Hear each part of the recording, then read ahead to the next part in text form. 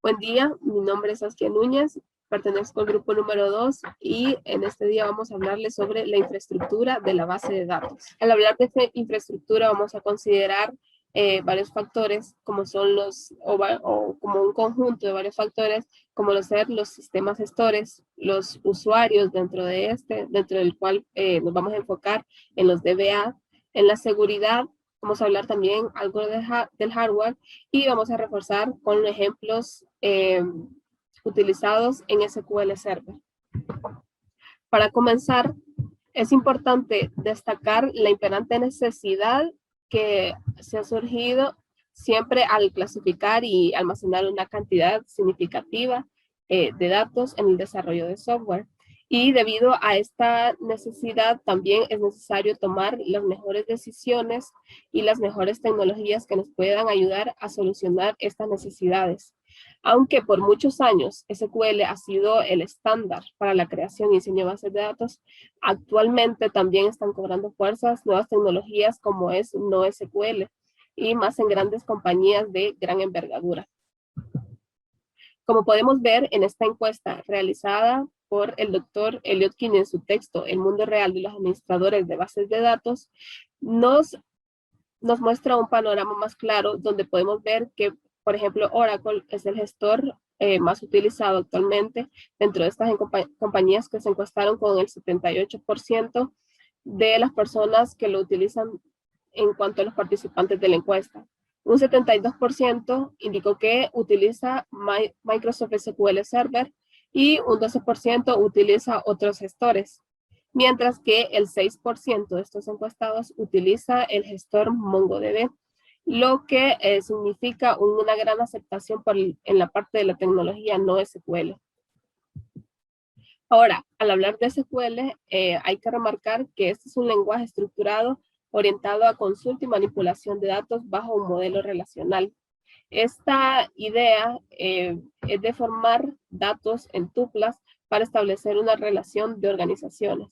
Dentro de sus características encontramos, primero, una alta optimización al almacenar datos mediante el uso de buenas prácticas de normalización. Segundo, solidez en la integridad de datos.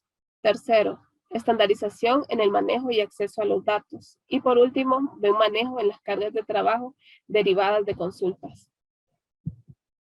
Dentro de los tipos de las bases de datos para SQL encontramos dos grandes clasificaciones.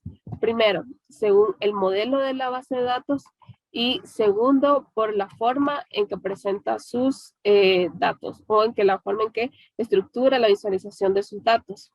Para la primera encontramos bases de datos jerárquicas, las cuales utilizan un método donde el orden y la construcción de los elementos son importantes y se divide en tres categorías: el nodo padre, el nodo hijo y el nodo raíz. También encontramos las bases de datos de red, donde estas también guardan una gran similitud con las jerárquicas, a diferencia de que estas pueden tener varios nodos padre. Están también las bases de datos transaccionales, donde están orientadas a cumplir funciones específicas, principalmente en el envío y en la recepción de datos. Las bases de datos orientadas a objetos, que es un concepto con el que estaremos muy familiarizados, donde se crea un conjunto de atributos bajo un objeto que se diferencia de otros objetos. Y las bases de datos relacionales, que son las más populares, donde, como explicamos anteriormente, la misma idea, crear relaciones entre sus datos que se guardarán como registros dentro de tablas.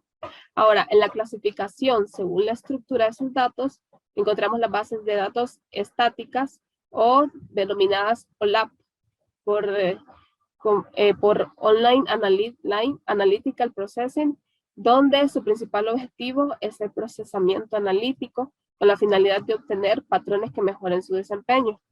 Y también las bases de datos dinámicas, denominadas también OLTP, Online Transaction Processing, donde estas bases de datos se desarrolla una serie de transacciones de manera atómica, de manera que los datos se pueden modificar en tiempo real. Dentro de las operaciones que podemos realizar para esto serían insertar, eliminar, borrar y actualizar. En cuanto a los gestores, tenemos varios gestores que son muy populares actualmente y también que estaban presentes dentro de la encuesta que utilizamos en nuestro texto, como ser SQL Server de Microsoft, MySQL, Oracle, MariaDB y Postgres, donde veíamos que Oracle es actualmente el gestor más utilizado, al menos por muchas compañías, SQL Server, que se destaca por también tener integradas varias herramientas para la inteligencia de negocios. MySQL y MariaDB, que están muy relacionadas por ser equivalentes, con algunas diferencias marcadas, como por ejemplo sus motores de datos, de búsqueda de datos, y Postgres SQL, que también ha sido uno de los más utilizados. Hola, mi nombre es Scarlett Núñez. Continuando con los gestores de bases de datos, presentamos NoSQL. Estos han surgido como una nueva arquitectura en sistemas de gestión de bases de datos, donde la característica principal es que no es relacional. Generalmente son distribuidas, pueden ser administradas por diferentes máquinas y se pueden compilar y actualizar su código de forma libre. Dentro de las características adicionales de los NoSQL, tenemos que generan un alto rendimiento, pues escalan horizontalmente. También tenemos que es ideal para entornos distribuidos, lo que significa que mediante este no presentarán inconsistencias si una máquina falla. También permite almacenar una cantidad masiva de datos. Los tipos de bases de datos no SQL tenemos 4. En primer lugar, en columnas. Se asigna el almacenamiento en las columnas que lo conforman. El momento de realizar la lectura de datos solo se utilizarían las columnas requeridas, lo que hace el proceso más rápido. En valor en clave. Este su método de almacenamiento es mediante una clave y un valor donde dicha clave debe ser única. En almacenes de documentos, cada registro que se almacena se maneja como un documento. Estos pueden ser estructurados o no estructurados. En grafos, estos se basan en la teoría de grafos, donde su simbología representa que un nodo representaría una entidad, los bordes representarían relaciones y las propiedades representarían atributos. Dentro de los gestores no SQL más utilizados tenemos MongoDB, que ocupa el primer lugar. Este es un gestor orientado a tipo de bases en almacenes de documentos estructurados y tiene la distinción de estar desarrollado en C++. Es el gestor más utilizado, ya que debido a su alto grado de rendimiento y velocidad, que conduce a un almacenamiento de archivos más óptimo. También tenemos Apache Cassandra, que fue creado a partir de la necesidad de diversas plataformas de almacenar o crear bases de datos de gran tamaño, como por ejemplo las utilizadas para las redes sociales. Este es un gestor orientado a tipo de bases en columnas, que presenta la particularidad de un sistema de replicación configurado para disminuir considerablemente cualquier falla que se presente. Dentro de los tipos de usuarios de las bases de datos, tenemos 5 tipos. Los administradores de la base de datos, que son los que controlan todo el sistema central de gestión de todos los demás usuarios, en los cuales están los programadores de aplicaciones, que estos son profesionales en el área de la informática, quienes desarrollan aplicaciones asistiéndose de herramientas con interfaces de usuario. Estas herramientas son de desarrollo ágil y con la finalidad de crear formularios e informes de una manera más fácil sin escribir por sí mismos el programa.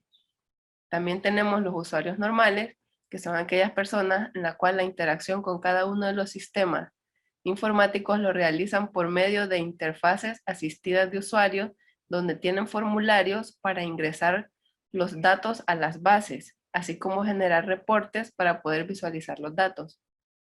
También tenemos los usuarios sofisticados, que estos son profesionales que interactúan con el sistema, pero a diferencia de los anteriores, estos lo hacen sin programas escritos. Lo hacen por medio de consultas de bases de datos.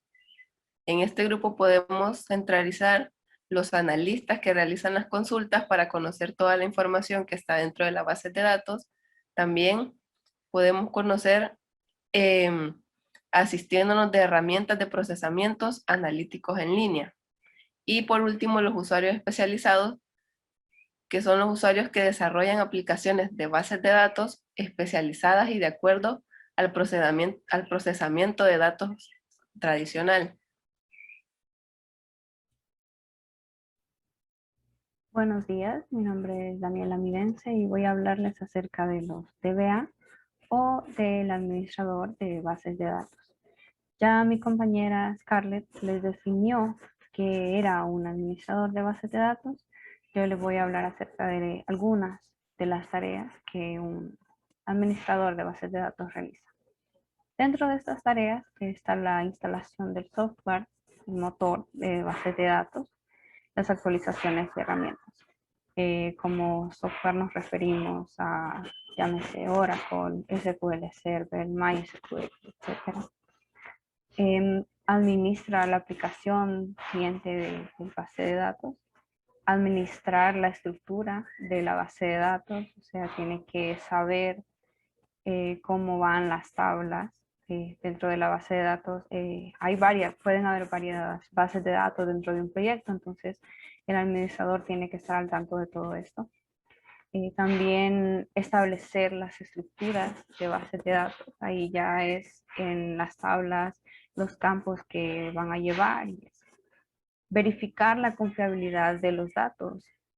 O sea, saber qué campos sí necesita, qué campos están de más, los campos que puede que necesite y que no estén. Todo eso lo tiene que saber el administrador. Establecer la seguridad de la base de datos, o sea, los permisos que le va a otorgar a una persona o revocar si son usuarios de solo lectura o si son usuarios ya un poco más avanzados que van a tener permisos de modificar la data de la base de datos, borrar o actualizar datos. Tiene que auditar el rendimiento de la base de datos y sugerir ajustes en algunas consultas que puedan necesitar.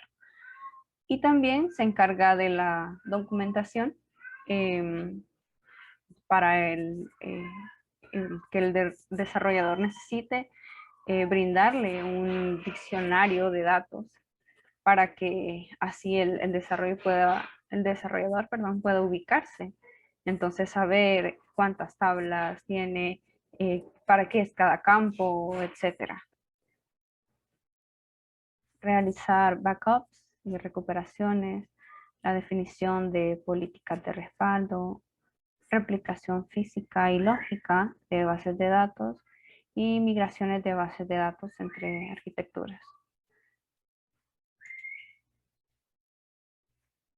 Con el auge y crecimiento de tecnologías de administración de datos no relacionales, como NoSQL o Hadoop, llega esta pregunta, o sea, nos preguntamos si los administradores de bases de datos van a seguir administrando este tipo de tecnologías o si van a dar lugar de unas nuevas carreras para profesionales que se especifiquen en este tipo de tecnologías.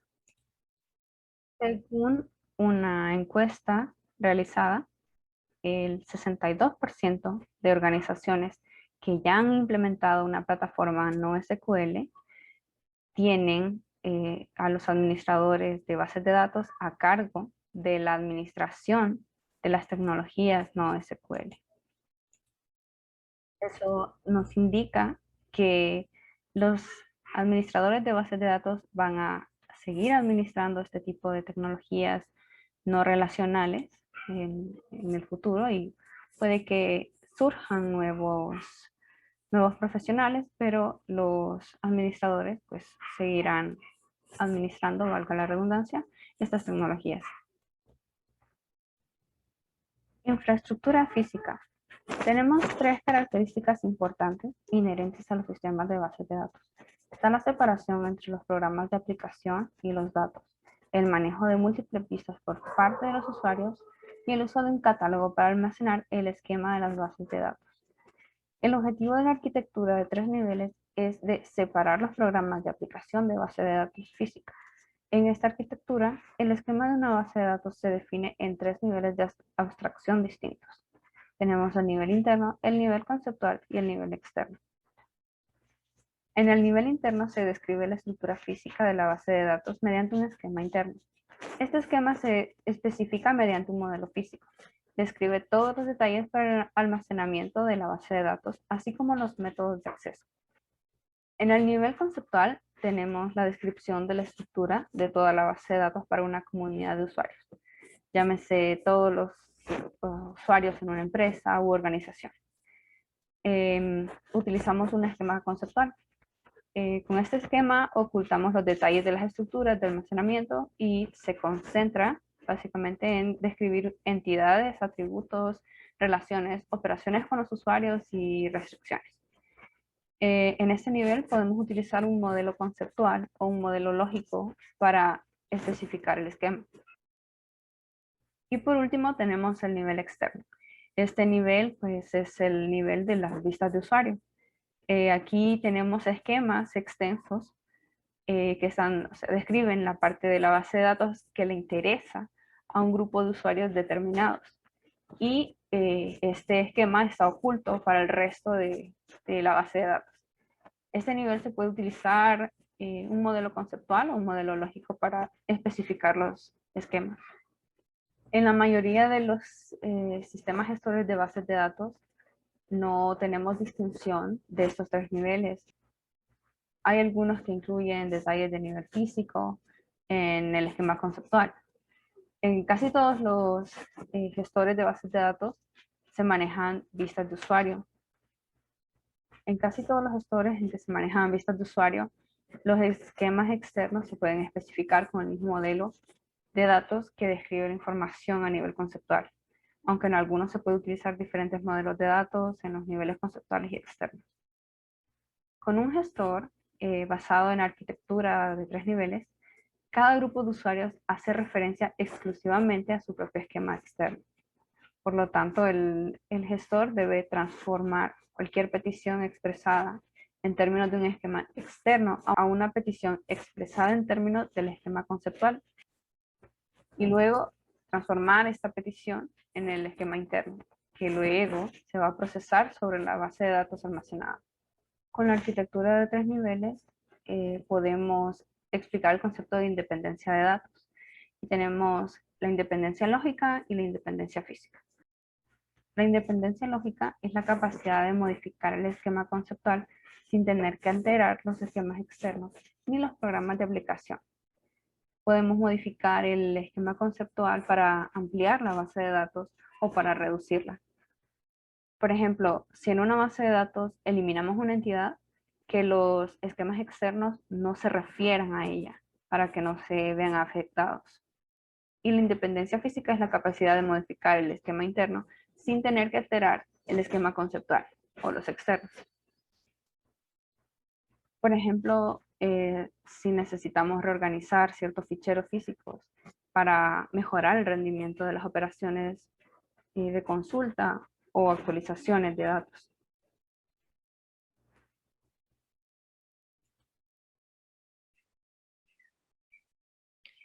Servidor de bases de datos. Cuando un esquema cliente-servidor se utiliza, esto se conoce habitualmente como servidores de bases de datos. Los usuarios no interactúan directamente con esta PC o servidor máster, sino que se comunican desde sus equipos al actuar en forma de clientes respecto al servidor de los datos. Aquí podemos observar una estructura de red de comunicación donde hay varios sitios, donde el sitio número 1 es representado como el servidor máster, en donde están implementadas las diferentes bases de datos. Cabe mencionar que estas bases de datos cliente-servidor están dirigidos a aquellos entornos en los que es preciso el acceso concurrente por varios usuarios a la información de forma centralizada en un servidor. Esto para garantizar la integridad y la seguridad de la información. Bueno, yo les voy a hablar sobre la seguridad. La seguridad es un punto muy importante en la infraestructura de la base de datos, pues es aquí donde nos aseguramos que la información que se almacena dentro de la base de datos sea íntegra y que no sea modificada de manera errónea. También evitamos posibles ataques contra nuestra base de datos, ya sea de personas malintencionadas o de sistemas malintencionados que quieran robar información de nuestra base de datos o quieran tirar nuestra base de datos. Y con eso también nos aseguramos de que nuestra base de datos tenga mayor tiempo de servicio y que pueda operar de manera normal, o sea, que pueda operar con normalidad sin ninguna interferencia de terceros. Para poder lograr esto se hace uso de un plan de seguridad, o sea, se deben seguir diferentes pasos para poder alcanzar lo que es una buena seguridad. Los pasos que se suelen seguir son los siguientes. El primer paso sería realizar una lista de los ítems y de las actividades que estarán dentro de nuestra base de datos, o sea, saber qué información estará almacenada en nuestra base de datos y qué actividades se podrán llevar a cabo dentro de nuestra base de datos y llevar un monitoreo de esas diferentes cosas. El segundo paso sería identificar los tipos de usuarios que utilizarán nuestra base de datos, pues al, al haber diferentes tipos de usuarios, pues habrán diferentes niveles de seguridad, porque cada tipo de usuario necesita un nivel de seguridad distinto. Digamos, un gerente no va a tener no va a tener el mismo nivel de seguridad que tiene un empleado. ¿Ok? Entonces, una vez ya teniendo, o sea, ya sabiendo qué tipo de información estará dentro de nuestra base de datos, qué actividades se podrán llevar a cabo dentro de nuestra base de datos y qué personas, bueno, qué usuarios usarán nuestra base de datos, podemos hacer uso del tercer paso, que sería hacer uso de controles de seguridad, los cuales son muchos, pero por lo general, bueno, o los principales suelen ser cuatro. ¿Cuáles son los siguientes? Que es el control de acceso, el control de inferencia, control de flujo y el cifrado de datos. ¿Ok? El control de acceso se refiere a restringir el acceso a nuestra base de datos. Creo que quiere decir que no le vamos a mostrar toda la base de datos a los usuarios, sino que solo se le mostrará la parte que ese usuario necesita. ¿Ok? Entonces, si un usuario viene y pide algo, solo se le mostrará lo que pidió. Claro, si tiene acceso a esa información. Eso se gestiona a través de cuentas de usuario, las cuales se crean cuentas de usuario y también se crea una contraseña con la cual el usuario puede ingresar a esa cuenta. Ahora, control de diferencia. Control de diferencia es el que evita que el usuario tenga la información total sobre un item almacenado en nuestra base de datos. ¿Qué es lo que quiere decir? Bueno, por ejemplo, si un usuario quisiera saber la edad promedio de una ciudad o de un país, ese usuario puede obtener esa información sin necesidad de tener toda la información personal de las personas que se ven involucradas en ese cálculo. Ahora vamos con control de flujo. El control de flujo es el que evita que se crean canales ocultos. ¿Ok? Los canales ocultos son caminos por donde fluye la información sin ninguna restricción, o sea, saltándose todas las barreras de seguridad. Por ese medio, algunos usuarios podrían ingresar a información a la cual no tienen acceso. Y por último, el último control sería el cifrado de datos, el cual consiste en codificar datos que están almacenados dentro de nuestra base de datos. Y esto se logra mediante algoritmos de cifrado. De esta manera nos aseguramos de que esos datos que están codificados o encriptados, pues si son accedidos por una persona o un usuario que no tenga acceso a esos datos, pues no puedan ser leídos por ese usuario, pues están codificados. Entonces, así nos aseguramos también de que esos datos o esos campos o esa información solo pueda ser leída y accedida por usuarios que tengan acceso a ellas o que tengan acceso a la llave de cifrado. Ahora vamos con los ejemplos. En este primer ejemplo tenemos una imagen, el cual nos dice el proceso de planeación de una infraestructura para SQL Server. Como podemos ver, tiene 6 diferentes pasos. El primer paso nos dice que una aplicación se conecta con una base de datos transaccional U o LTP. Luego, mediante SQL Server, se extraen datos del sistema OLTP, se transforman y se guardan en un almacén de datos. Luego, en el tercer paso, pues nos dice que mediante SQL Server se accede a ese almacén de datos y esa información se mete en cubos analíticos U o Lab. De esa manera podemos hacer consultas más rápidas y por ende podemos hacer decisiones más rápido. El paso 4 y el 5 son prácticamente lo mismo, o sea, lo que nos dice es generar y publicación de reportes. En el 4 pues nos dice que a algunos usuarios les gusta usar como Excel para generar esos reportes, pero el 5 nos dice que SQL Server ya genera y publica estos reportes a los usuarios. Lo hace de manera periódica o lo hace cada vez que se lo pida. Y el paso 6 nos dice que se usa SQL Server para definir y administrar entidades críticas para la organización, como por ejemplo los clientes. Entonces, ese sería un ejemplo en general de cómo es la planeación de una infraestructura para SQL Server. Ahora, si se quiere algo más específico, pues tendríamos que ver el siguiente ejemplo, el cual es la infraestructura on-premise. On-premise aquí se refiere a local, o sea que es en local. Entonces en este tipo de infraestructura la instalación y la ubicación de la base de datos va a ser de manera local. Esto también quiere decir que el usuario se hará cargo de la seguridad, del mantenimiento y la gestión de la base de datos. ¿Ok? Hay que tener en cuenta a la hora de implementar ese tipo de infraestructura tres puntos importantes, los cuales son la accesibilidad de los datos. O sea, hay que saber a qué información acceden los usuarios, porque no todos los usuarios pueden ingresar a toda la información. Hay información que está restringida, que bueno, que debe estar restringida. Y también se debe contar con un plan de backup, o sea, de resguardo de datos, por si se llega a dar como que la base de datos se borra por alguna razón. Documentación de la información. Aquí es donde se deberá tener un control del uso, del almacenamiento, de la compartición y los cambios que se le hagan a la información. De esa manera, pues para tener que la información que está guardada en nuestra base de datos sea íntegra y que no se pierda la legibilidad de ella. Y por último serían las herramientas de colaboración.